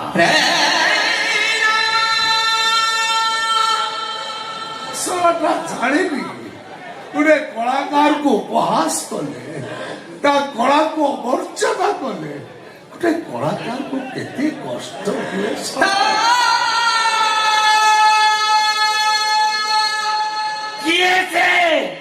କିଏ ସେ ମୋ ଗୁରୁକୁ ଉପହାସ କରିଛି? ଗୁରୁ ଖାଲି ତା ନାଁଟା ଥରେ ମତେ କୁହ, ମୁଁ ଯଦି ତାକୁ ଚୋଟ ନ ମାରିଛି ତାହେଲେ ମୋ ନାଁ ତପ ନୁହେଁ। ସେତିକି ନୁହେଁ ତ ଗୁରୁ ମତେ ଛୋଟ ଲୋକ କହିଲା, ଭିକାରୀ କହିଲା। ମୋ ପୁଅଟା ପାଇଁ ତାକୁ କେତେ ନେଉରା ହେଲି, ତା ଗୋଡ ତଳେ ପଡିଲି, ଶୁଣିଲାନି ତ ଶୁଣିଲାନି। ଏଠି ଆମ ସ୍ୱାମୀ ସ୍ତ୍ରୀକୁ ମାଡ଼ ମାରି ଗଳାରେ ଧକ୍କା ଦେଇ ଘରୁ ବାହାର କରୁ। ଗୁରୁ ତା ହାତଟାକୁ ମୋଡ଼ିକି ଭାଙ୍ଗି ଦେଇ ପାରିଲନି? ତପ ଏ ଶିବ ପଣ୍ଡାଟା ସିନା ଡ୍ରାମାରେ ଭିଲିଆନ ରୋଲ କରେ, ହେଲେ ନାଟକରେ ଯେତେବେଳେ ପେଥେଟିକ୍ ସିନ୍ ଚାଲିଥାଏ ହିରୋ ହିରୋଇନ ଅଲଗା ହୁଅନ୍ତି, ସାଲାଇ ବାଲାଟା ବେଗିନି ସାଲାଇ ବଜେଇ ଦିଏ।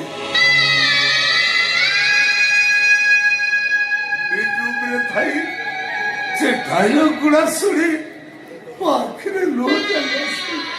ମୋ ଆଖିରେ ଲୁହ ଚାଲି ନନା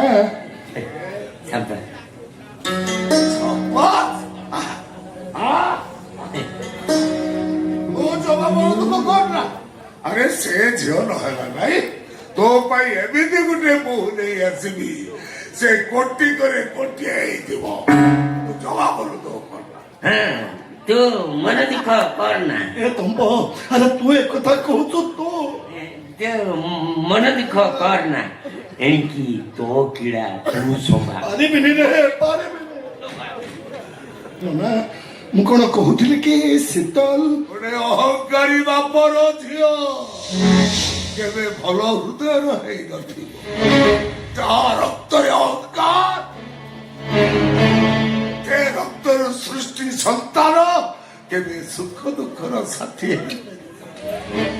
ସେ ସୂର୍ଯ୍ୟ ମିଶ୍ର କେବଳ ତୋ ମନ ଭାଙ୍ଗିନି, ତୋ ନନାକୁ ଲାଟୁଆ କହିଛି, ତୋ ନନା ମୋ ବେକରେ ଟଙ୍କା ମାରି କରୁ ଏ ବ୍ରାହ୍ମଣ କଳାକାର ଶିବା ପଣ୍ଡା ଆଜି ଅଭିଶାପ ଦଉଛି। ଆ ଝିଅ କେବେ ଭଲରେ ରହିପାରିବ? ବାପ ଅଙ୍କାର ଫଳ ଝିଅ ଭୋଗିବ। ଝିଅ କାନ୍ଦିବ, ବାପ ବି କାନ୍ଦିବ। ନନା ମୁଁ ଶୀତଲକୁ ବାହା ହେଇଛି।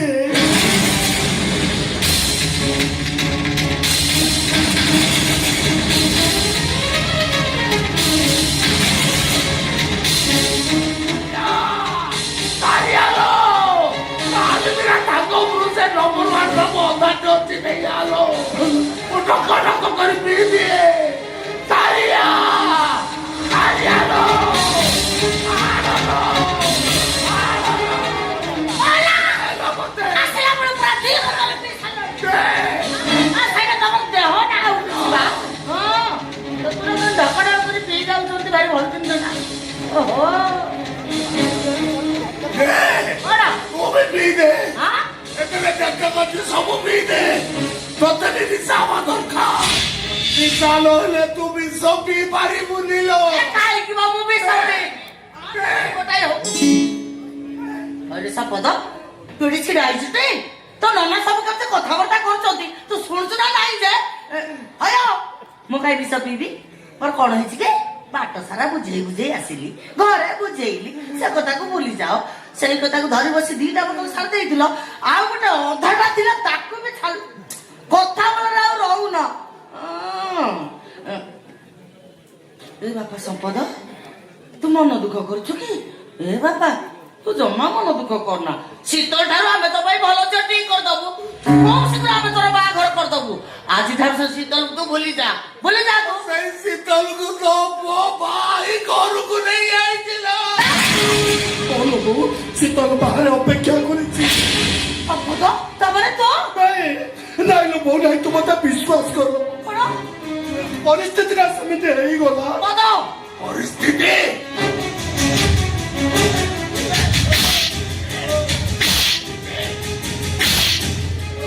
ତୋର ନାମକୁ ଅସମ୍ମାନ କଲା, ମାର ମାଇଲା, ଗଳାରେ ଟଙ୍କା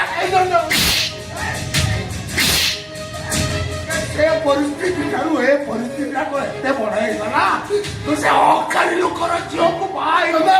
ମୁଁ ସେ ଝିଅକୁ ବାହା ହେଇନଥିଲେ ସେ ଆତ୍ମହତ୍ୟା କରିଥାନ୍ତା। ଶୀତଳକୁ ବାହା ହେଇ ତୁ ଆମ ଦି ଜଣକୁ ଆତ୍ମହତ୍ୟା କରିବା ପାଇଁ ବାଧ୍ୟ କରିଦେଲୁ।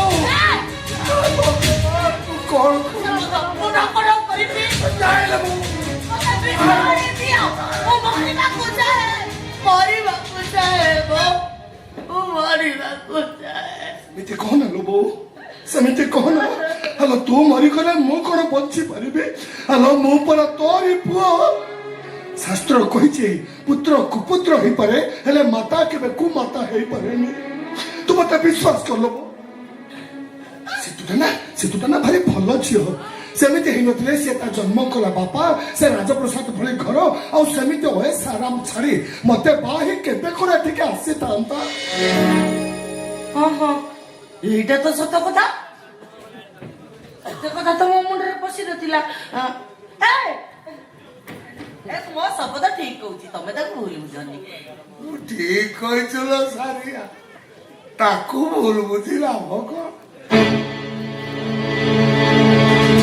ଏଥିରେ ତାର କିଛି ଭୁଲ ନାହିଁ, ସବୁ ଭୁଲ ହଉଛି ତୋର। ତୁ ବୋଧେ ଆଉ କାହା ସହିତ ପାପ ସମ୍ପର୍କ ରଖି ଏଇଟାକୁ ଜନ୍ମ ଦେଇଛୁ। আবে তুই যদি বউ পয়তা তো সেই ঝিওটাকে বাই ঘরକୁ ନେଇ ଆସିଥାନ୍ତୁ। ବାହାର କର ସେ ଦାଣ୍ଡ ଦୁଆର ମୋରୁ ତାକୁ ବାହାର କର। ମୋ କଥା ଟିକେ ଶୁଣ। ସେ ଝିଅକୁ ବାହା ହେଇ ମୁଁ କିଛି ଭୁଲ କରିନି, ମତେ ଭୁଲ ବୁଝନି ନା। ଶୁଣ ଏତେ ବଡ ପିଲାଟା ମାରୁଛ କଣ? ମୁଁ କଣ କହୁଛି ମୋ କଥା ଟିକେ ଶୁଣୁନ। ଏଥିରେ ସେ ଝିଅଟାର ଦୋଷ କଣ କହିଲ? ସେମିତି ହେଇନଥିଲେ ସେ ତା ବାପ ଘର ଛାଡି ମୋ ସମ୍ପଦ ସହିତ ଆମ ଘରକୁ ଆସିଥାନ୍ତା। ତୁ ବି ବଦଳି ଗଲୁ। ସେଦିନ ସେ ଅପମାନ ସବୁ ଭୁଲିଗଲୁ ତୁ ଏ ସପ ଭଲରେ କହୁଛି ସେ ଝିଅକୁ ସେ ଦାଣ୍ଡ ଦୁଆର ମୋର ବାହାର କରବେ ନନା ବୋଉ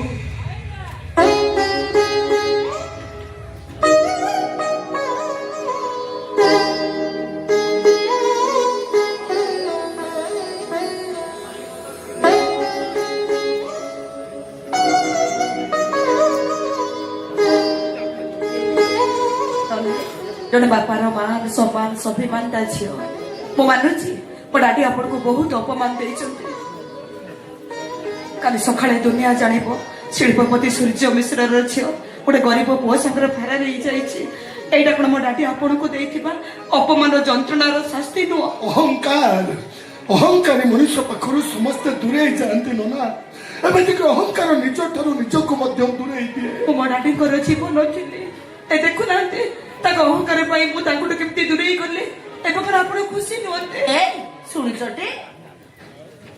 ଶୁଣୁଛଟି ତମ ବୋଉ କଣ କହୁଛି ୟାପରେ ତମେ କଣ କହିପାରିବ ଏ ଝିଅ ଭଲ ନୁହଁ ମୋ ଘର ବୋହୂ ହବା ପାଇଁ ଯୋଗ୍ୟ ନୁହଁ ସାରିଆ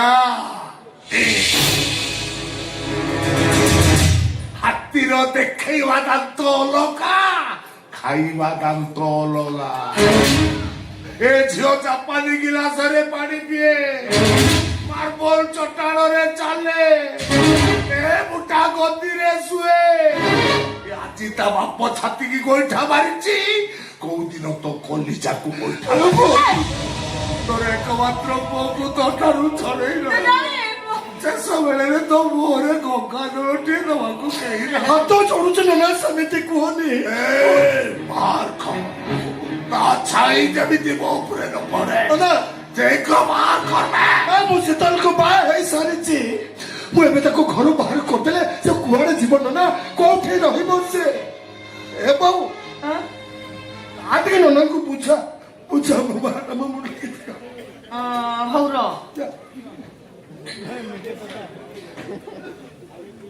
ଏଇ ତମେ କୁ ଜାଣିନା ସେ ଝିଅର ବାପା କେମିତିକା ସେ କଣ ପୁଣି ଥରେ ଶୀତଲକୁ ଘରକୁ ଫେରେଇ ନେବେ ଶୀତଲ ଯଦି ଏ ଘରେ ନ ରହିବ ତାହେଲେ କୁଆଡେ ଯିବ ସେ କାହାର ହବ କୋଉଠି ରହିବ କଣ କରିବ ଏତେ ପ୍ରଶ୍ନ ଉତ୍ତର ମୁଁ ଦେଇପାରିବିନି କି ପରୀକ୍ଷା ଦେବି ମୁଁ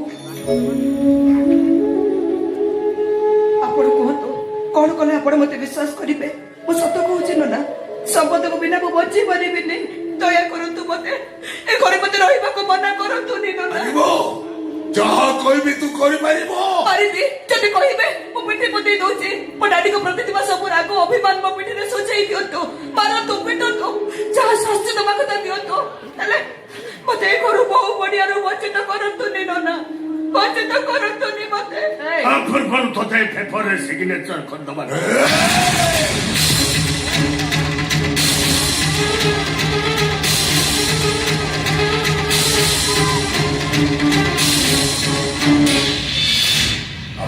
ମୁଁ ତମ ଘରକୁ ଭାର ନେଇ ଆସିନି ମୁଁ ଆସି ଶୀତଲ ମିଶ୍ର ପାଖକୁ ମାନେ ଶୀତଲ ମିଶ୍ର ଏ ପେପର ଉପରେ ସିଗ୍ନେଚର କରିଦେବ ସିଗ୍ନେଚର କରିବ ମାନେ ତା ନାଁରେ ଥିବା ପ୍ରପର୍ଟି ଉପରେ ତାର କୌଣସି ଅଧିକାର ରହିବନି ଆଉ ତା ନାଁରେ ଥିବା ବ୍ୟାଙ୍କ ବାଲାନ୍ସରୁ ସେ ଗୋଟେ ଟଙ୍କା ଉଠେଇବା ପାଇଁ ବି ସକ୍ଷମ ହବନି ତାପରେ ମୁଁ ଦେଖିବି ତତେ ଭଲ ପାଉଥିବା ସମ୍ପଦ ପଣ୍ଡା ତତେ କେତେ ଭଲ ପାଇ ମନେ ରଖ ସୂର୍ଯ୍ୟ ମିଶ୍ର ଟଙ୍କା ବେପାରୀ ଦେଖନ୍ତି ପ୍ରେମିକ ନୁହଁ ସ୍ୱାର୍ଥ ଦଲାଲ ଦେଖନ୍ତି କିନ୍ତୁ ମଣିଷ ନୁହଁ ଦିଅନ୍ତୁ ସେ ପେପର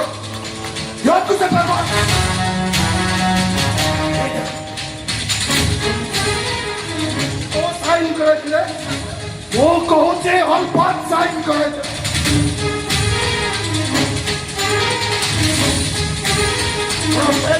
Fine.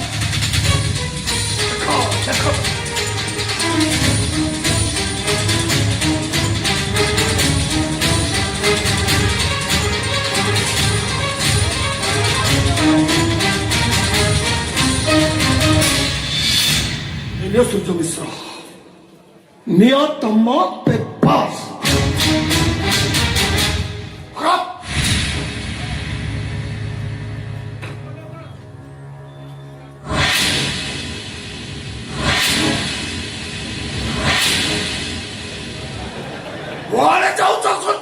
ମିଶ୍ର ତମ ଝିଅକୁ ତମେ ସାଙ୍ଗରେ ନେଇଯାଅ।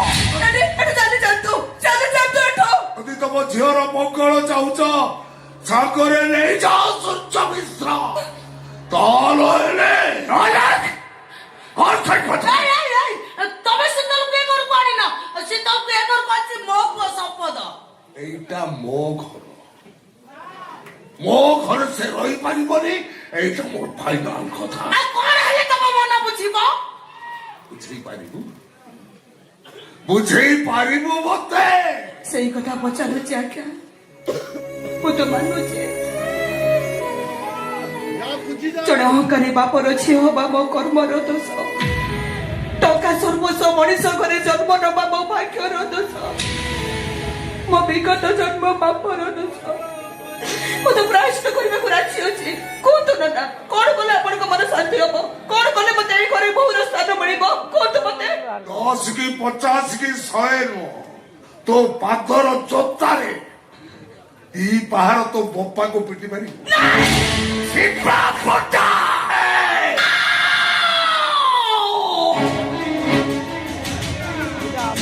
କଣ ଭାବିଛ ନିଜକୁ? ଇନ୍ଦ୍ର ମହାରାଜ ଆମେ ସବୁ ତମର ପ୍ରଜା। ଓ ଯୋଉଟା ସେଠି ମହାନ୍ତି ଆସୁଛ ହୁସିଆର କରିଦଉଛି। ସେଦିନ ତମ ଘର ଥିଲା ବୋଲି ଯାହା ନାହିଁ ତାହା କହିଦେଲ, ଚାକ ଲଗେଇ ମାଡ଼ ମାରିଲ, ଧକ୍କା ମାରି ସେଘରୁ ବାହାର କରିଦେଲ, ଆମେ ସବୁ ସହି କଲୁ। କିନ୍ତୁ ସହିବାର ପ୍ରଶ୍ନ ବି ଉଠୁନି। ଯେତେ ଶୀଘ୍ର ପାରୁଛନ୍ତି ଏ ଘର ଛାଡ଼ି ଚାଲି ଯାଆନ୍ତୁ। ଶୀତଳ ତମ ଡାଡି କି କହିଦିଅ, ଯେତେ ଶୀଘ୍ର ପାରୁଛନ୍ତି ସେ ଘର ଛାଡ଼ି ଚାଲି ଯାଆନ୍ତୁ। ଚାଲି ଯାଆନ୍ତୁ ସେ। ଆସେ ନାହିଁ ରହିଲେ କାହିଁକି ବା? ଓକେ, କୁଆଡେ ଚାଲି ଯାଉଛନ୍ତି ଡାଡି? ପାପ କରିଛନ୍ତି, ପ୍ରାୟଶ୍ଚିତ କରିବେନି। ପ୍ରାୟଶ୍ଚିତ କରିବି ମୁଁ ମୋ ଠାରୁ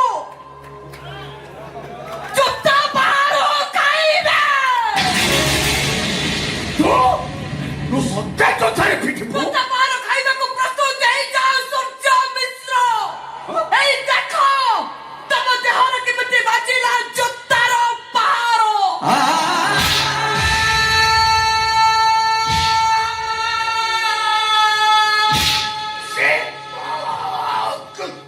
କାଟିଲା ନା? କେତେ ଜୋରରେ କାଟିଲା ଦେଖ ନା। ଦେଖ ମୁଁ ଏଇ ସୂର୍ଯ୍ୟ ମିଶ୍ର ତମମାନଙ୍କୁ ଘରକୁ ଡାକି ଅପମାନ ଦେଇଥିଲା, ତାପରେ କେମିତି ଜୋତାର ବାହାର ବାଜୁଛି ଦେଖ।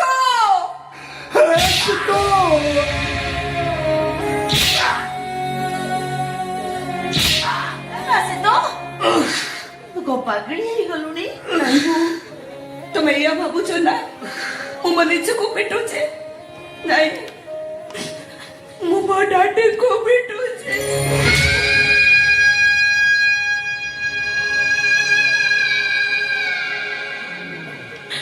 ମୁଁ ମୋ ଡାଡିଙ୍କୁ ବହୁତ ଭଲ ପାଏ, ମୋ ଡାଡି ବି ମତେ ବହୁତ ଭଲ ପାଆନ୍ତି।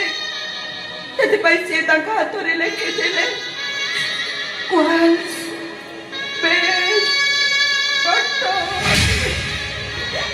ମୋ ହାତରେ ଲେଖିଥିଲି ଡାଲି। ଦେଖ ଦେଖ ସମସ୍ତେ, ଏଇଟା ଟାଟୁ ନୁହଁ, ଏଇଟା ମୋ ଭଲ ପାଇବା, ମୋ ଡାଡିକୁ ନିବିଡ଼ ଭାବରେ ଭଲ ପାଇବା। ଓ ମୋ ଡାଡି ତମକୁ ପିଟୁଥିଲେ ନା? ଦେଖ ଏଇ ବାହାରଟା ତମ ପାଇଁ। ଏଇ ମା ଏଇ ବାହାରଟା ତମ ପାଇଁ। କୁଆଡେ ଚାଲି ଯାଉଛ ସୂର୍ଯ୍ୟ ମିଶ୍ର? ଆଉ ଦି ଚାରି ବାହାର ଖାଇକି ଯାଅ, ଦେଖି ଯାଅ ଅହଙ୍କାରୀ ଚଢେଇଟା ଯୋଉ ଗଛରେ ବସା ବାନ୍ଧେ ସେ ଗଛରୁ କେମିତି କଞ୍ଚା ପତ୍ର ଖସି ପଡୁଛି। ଦେଖି ଯାଅ ସୂର୍ଯ୍ୟ ମିଶ୍ର, ଦେଖି ଯାଅ।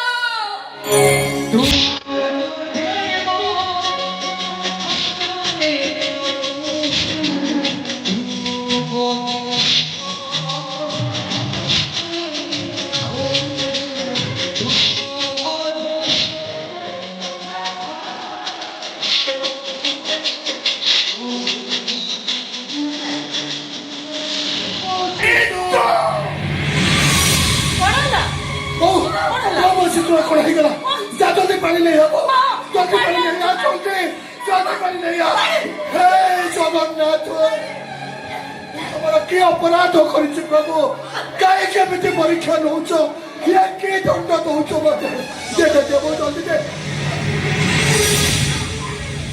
ପାଣି ଦିଅ ବା ଛୁଆଟାର କାଶ ହଉଛି ତାକୁ ପାଣି ଦିଅ ପାଣି ପାଣି ଦିଅ ତାକୁ କଣ କରୁଥିଲ ସାରିଆ କଣ କାଶିଲ କୋଉଥିରେ ପାଣି ଆଣିଛୁ ଜାପାନୀ ଗିଲାସରେ ପାଣି ପିଇଦୁଆ ଝିଅକୁ ତୁ ଷ୍ଟିଲ ଗିଲାସରେ ପାଣି ଦଉଛୁ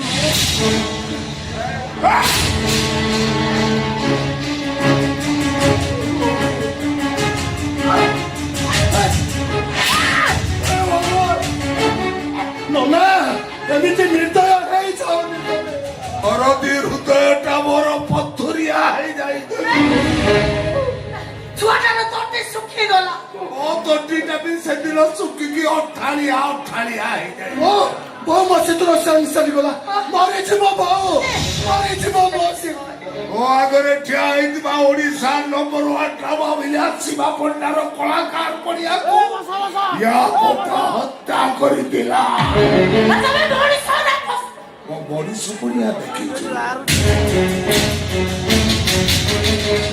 ସେ ଗପିବୁ ତ ପଥୁରିଆ ପିଠା ଖାଇବୁ ଚଲ ନନା ମୋ କଥା ଟିକେ ଶୁଣ ନନା ମୋ କଥାଟା ଶୁଣୁ ଏ ବଡ ଲୋକର ଝିଅଟା ଯଦି ତୋ ପାଇଁ ବଡ ତାହେଲେ ଭୁଲିଯିବୁ ତୋ ନନା ନିଷ୍ପତ୍ତି ତୋ ହାତରେ ମୋ କଥା ନ ମାନିଲେ ଦାଣ୍ଡ ଦୁଆର ନେଇ ଯିବୁ ଯେ ଆଉ ଅଯୋଧ୍ୟାକୁ ମନ ରଖ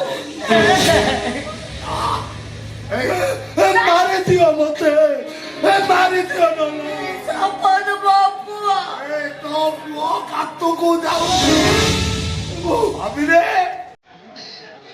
ଇଏ ବୋଧେ ଆମ ଭାଗ୍ୟରେ ନଥିଲା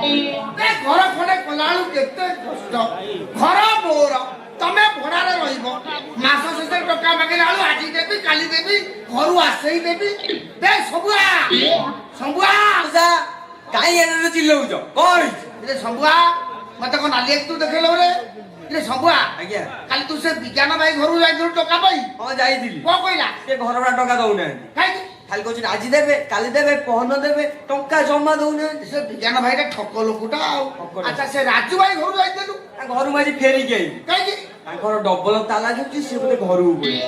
ଘରକୁ ପଳେଇ ଯାଉଛି। ଆଚ୍ଛା ତା ପୁଅ ତେଣୁ ତ ଦେଖା ହେଇଥିଲା କି? ତା ପୁଅ ଆଜି ଗୋଟେ ଦେଖା କଣ କହିଲା? ତା ପୁଅକୁ ମୁଁ ପଚାରିଲି ତୋ ବାପା କହୁନୁ ଆମ ଘର ଭଡ଼ା ଟଙ୍କା ଦବ। ସିଏ କଣ କହିଲା ଜାଣିଛ? କଣ କହିଲା? କହିଲା ମୁଁ ବାପା ଘର ଭଡ଼ା ଟଙ୍କା ଦବନି ସେ ଶଳା ବୁଢା କଣ କରିବ ଦେଖିବା। ଶଳା ବୁଢା କହିଲା?